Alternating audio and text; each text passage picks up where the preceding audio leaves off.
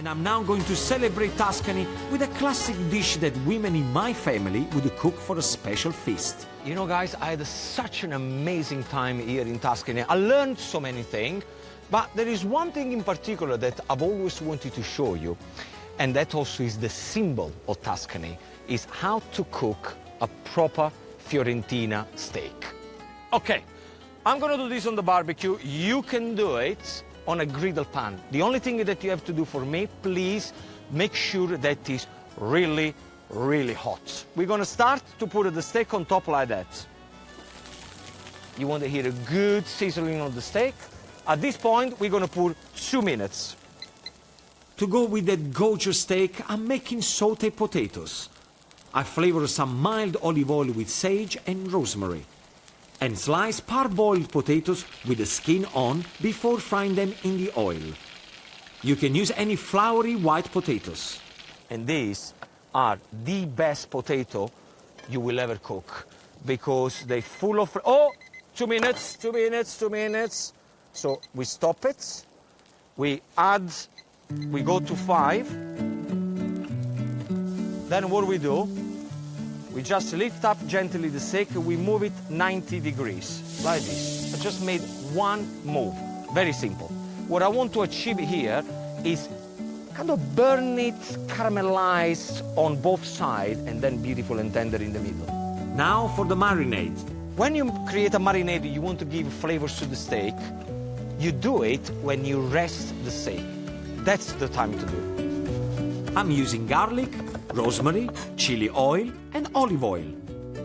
Just mix everything together. Oh yeah. Now let me show you what the steak looks like. Oh yes. Now, many of you, I can hear you. Ah, the steak is burnt. No. The steak is not burnt. That is the color that you want, the skin of your steak. Because remember, when we start to carve it, that is where you're gonna have the bitterness of the charcoal. Same way we done it before. Okay, we just let it go. Let it go, don't do anything else. Don't forget for time to time to have a little sip of wine. Let the barbecue do the job. Bello, bello, bello, bello. Mwah! Once the potatoes are golden brown, they are ready. You can imagine, right? The flavor of the rosemary, the sage. Ecco qua. Now, at this point, I'm just gonna pour salt on top, and I'm gonna let them rest on the side. How many more minutes have I got? See there? 3, 2, 1. Beep, beep, beep, beep, beep. Beep, beep, beep, beep, beep. Okay. I'm cooking this steak medium. You do that when your guests come around, and they're gonna be like, wow, that is awesome. Along with the beef and potatoes, I'm serving some lovely local green beans. I blanched the cooked beans, then drizzle with olive oil and balsamic vinegar. I remember my Nonna Flora, used to say all the time, stop spending time in the kitchen, spend more time doing the shopping, because then your job is already done halfway there. She was right. So the way we do this, very simply, just put them in the middle. Look, this is the best beans you will ever try. The steak is cooked, but it's not ready to eat just yet. Oh no. We put it in a tray. I had the marinade I made earlier.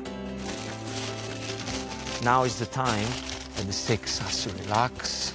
The steak needs to rest for a good 5 minutes, so the meat relaxes and you can eat it at its most tender. Time for another sip of Chianti and enjoy the view. Now we're gonna go for the carving. No more drinking, Gino. Let me show you the way we serve this, which was here.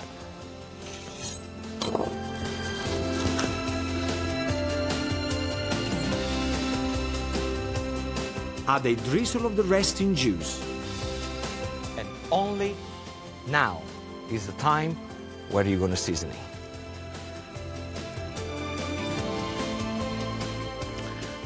And there you have it. This is how you make the perfect Fiorentina steak. And I'm gonna say salute now to all the women in my life. Without you, it would be no Gino D'Acampo.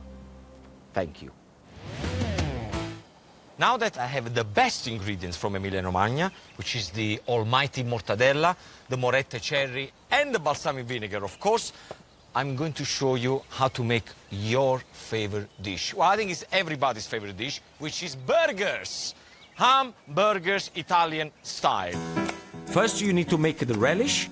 Thinly slice a red onion and put it in a pan on the heat. I don't know if you realize I haven't put any oil in the pan because I don't want to fry them. I want to release all the water from the onion. I'm going to put a little bit of salt. Okay.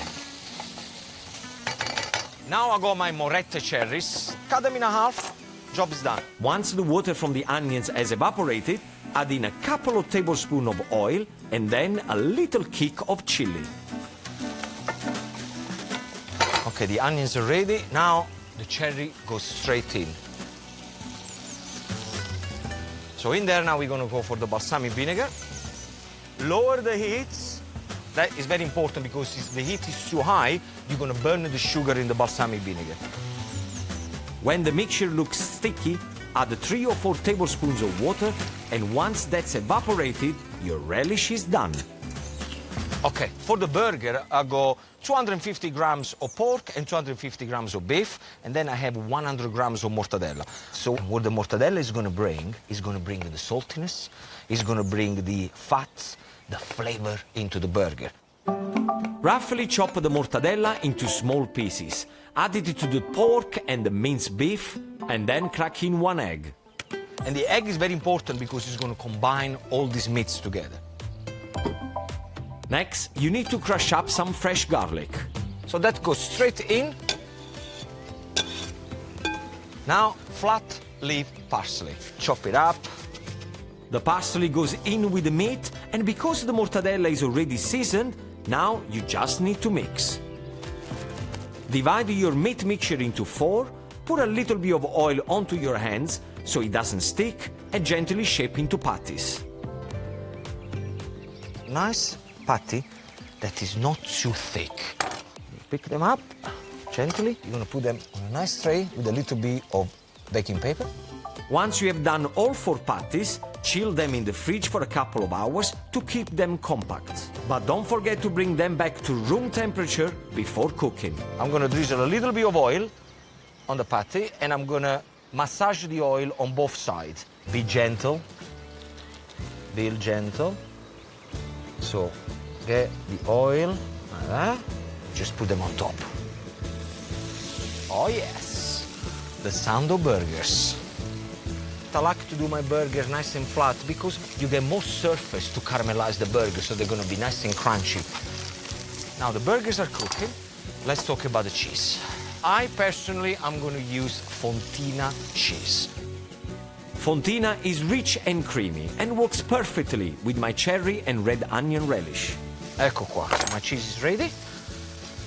Ok. Guarda là, wow. Guarda là, perfection. Look at that.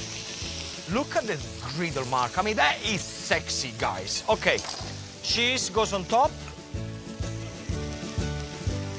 To cook my burgers, it will take probably about 3 to 4 minutes on each side. Okay, I'm gonna do something now that not many people do, which is resting the burger. You need to let it rest to be nice and juicy. While your burgers are resting, it's time to toast your buns. And for this, I'm using the classic Italian panino style. You get a bit of oil, just drizzle on top, not too much. And I'm gonna show you something else. I like to put a pinch of salt, so the bread is nice and tasty as well. Rub the oil into your buns, then straight onto the grill. Press it down a little bit, so make sure you get all the marks nice and toasted. Next, thinly slice the biggest and the best tomato you can find. Oh, don't forget to check your buns. Beautiful. Okay, ready? Let's see. Oh, these are ready. So first of all, we start with the relish. Now you can build your burger any way you like. Look at that. Just make sure you put your salad on last so it doesn't wilt. Aha! There you have it, my Italian burgers. This melt-in-your-mouth mortadella burger with its sweet and sour balsamic cherry and onion relish is my favorite part of Italy on a plate. Thank you, mortadella. Thank you, my Morette cherries. Thank you, my balsamic vinegar. Thank you, Emilia Romagna. It might be the wine talking, but I'm inspired to use some of Rossella's Vin Santo to enrich a classic Italian dish that I absolutely love, chicken scaloppine. If you have a bottle of this in your cupboard, please try with Vin Santo because this is going to give the sweetness to the chicken that you want, which is fantastic. And I'm also going to use capers. Capers, whenever you buy them in salt or in vinegar. For this recipe, I'm using the ones in brine. It's going to give a beautiful saltiness to the sweetness of the Vin Santo, and the chicken is going to be perfect. This is the kind of recipe that everybody will love. So, you need a frying pan, you got a breast of chicken. The first thing that I'm going to show you is I'm going to slice this in 2 escalopes, just like that, see? Scaloppine simply means thinly sliced cuts of meat. Okay? So that's what you get. It's like an angel wings, all right? Then we got the flour. Just normal flour will do the job. It's really important to season the flour with salt and black pepper. Okay, so the flour is seasoned to perfection. So you get the chicken, it goes straight in there. Like this. Beautiful. Look at that. Then wash my hands. Okay. Plain olive oil goes into the frying pan.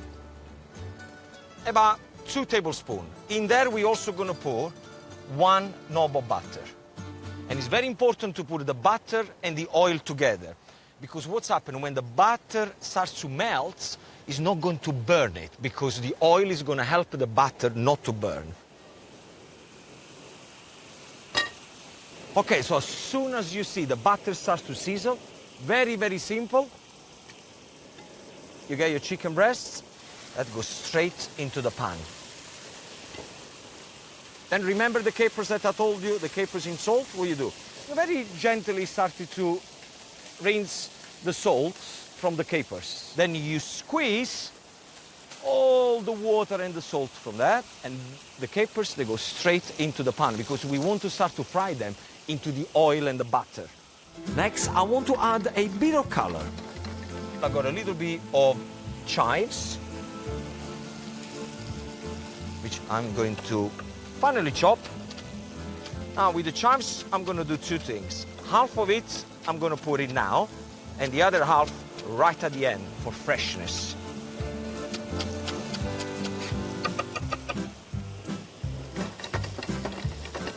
And this is a little bit like the theme of today. Everything is nice and fresh. The wine that I've tasted so far has been amazing, but beautiful and fresh on the palate. And the chive is going to do exactly the same thing to the chicken.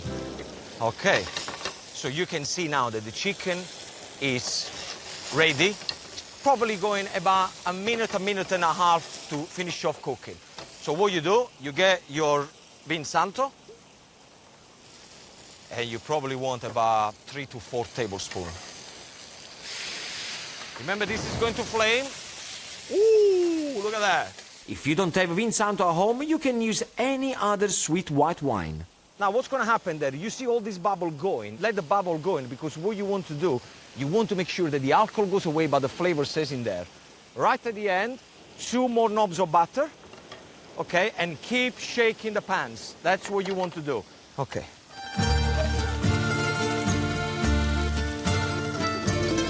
A simple yet delicious chicken scaloppine is the epitome of quality over quantity, just like Tuscany.